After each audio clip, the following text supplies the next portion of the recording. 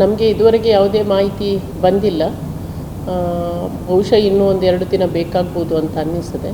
Locally ಯಾರಿಂದಲೂ ಕೂಡ ನಮ್ಮ ಕಂಟ್ರೋಲ್ ರೂಮಿಗಾಗಲಿ ಅಥವಾ ನಮಗಾಗಲಿ ಯಾರು ಕಾಲ್ ಮಾಡಿ ಅಲ್ಲಿ ಇದ್ದೇವೆ ಅಂತ ಆ ಮಾಹಿತಿನೂ ಕೊಟ್ಟಿಲ್ಲ. ಮತ್ತು ಸರ್ಕಾರದ ಹಂತದಿಂದ ಅಥವಾ ಮುಖ್ಯವಾಗಿ ನಮ್ಮ ರಾಯಭಾರ ಕಚೇರಿಯಿಂದಲೂ ಯಾವುದೇ ಮಾಹಿತಿ ಇದುವರೆಗೆ ಬಂದಿಲ್ಲ.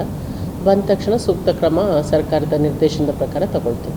ಇಸ್ರೇಲ್ ಮೇಲೆ ಹಮಾಸ್ ಗಾಜಾ ದಾಳಿಯಾಗುತ್ತಿದ್ದು, ಇಸ್ರೇಲ್ನಲ್ಲಿ ಸಿಲುಕಿರುವ ಕರ್ನಾಟಕದ ಜನತೆಯ ರಕ್ಷಣೆಗಾಗಿ ಸರ್ಕಾರ ಮುಂದಾಗಿದೆ.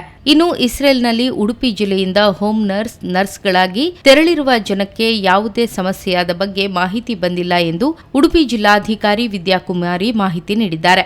ಜಿಲ್ಲಾಡಳಿತಕ್ಕೆ ಈವರೆಗೆ ಯಾವುದೇ ಅಧಿಕೃತ ಮಾಹಿತಿ ಬಂದಿಲ್ಲ. ಪರಿಸ್ಥಿತಿ ಅವಲೋಕನ ಮಾಡಿ 2 ದಿನಗಳಲ್ಲಿ ಮಾಹಿತಿ ಬರಬಹುದು. ಸ್ಥಳೀಯವಾಗಿ ಕೂಡ ಯಾವುದೇ ಸಮಸ್ಯೆಗಳಾದ ಬಗ್ಗೆ ಯಾರೂ ಮಾಹಿತಿಯನ್ನ ಕೊಟ್ಟಿಲ್ಲ. ಸರ್ಕಾರ ಅಥವಾ ರಾಯಭಾರಿ ಕಚೇರಿಯಿಂದ ಈವರೆಗೆ ಉಡುಪಿಗೆ ಮಾಹಿತಿಗಳು ಬಂದಿಲ್ಲ. ಸರ್ಕಾರದ ನಿರ್ದೇಶನದಂತೆ ಉಡುಪಿ ಜಿಲ್ಲಾಡಳಿತ ಕ್ರಮ ಕೈಗೊಳ್ಳುತ್ತದೆ.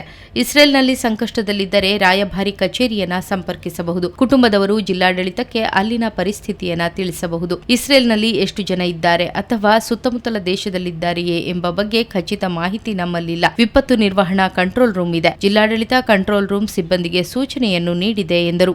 ಯಾರು ಸಿಕ್ಕಾಕೊಂಡಿರ್ತಾರೆ ಅವರು ಸಂಪರ್ಕಿಸ್ತಾರೆ ಅಥವಾ ಅವರ ಪರಿಚಯದವರು ಬಹುಶಃ ರಾಯಭಾರ ಕಚೇರಿಗೆ ಸಂಪರ್ಕ ಮಾಡ್ಬೋದು. ಅಥವಾ ಅವರು ಇಲ್ಲಿ ಕುಟುಂಬಕ್ಕೆ ಏನಾದರೂ ತಿಳಿಸಿದರೆ, ಕುಟುಂಬದವರು ನಮಗೆ ತಿಳಿಸಿದರೆ ನಾವು ಅದನ್ನು ಕಮ್ಯುನಿಕೇಟ್ ಮಾಡ್ತೇವೆ. ಹೀಗೆ ಅಂತ ಹೇಳೋದಕ್ಕಾಗೋದಿಲ್ಲ. ಯಾರು ಎಲ್ಲಿಗೆ ಮಾಹಿತಿ ಸಿಗುತ್ತೆ ಅವರು ಎಲ್ಲಿ ಬೇಕಿದ್ರೂ ಅದನ್ನು ಕಾಂಟ್ಯಾಕ್ಟ್ ಮಾಡ್ಬೋದು. ಕಾಂಟ್ಯಾಕ್ಟ್ ಮಾಡಿದಾಗ ಖಂಡಿತ ಅದಕ್ಕೆ ಯಾವ ರೀತಿ ಸರ್ಕಾರ ಸೂಚನೆ ಕೊಡುತ್ತಾ ಆ ಪ್ರಕಾರ ಕ್ರಮ ತಗೊಳ್ತೀವಿ.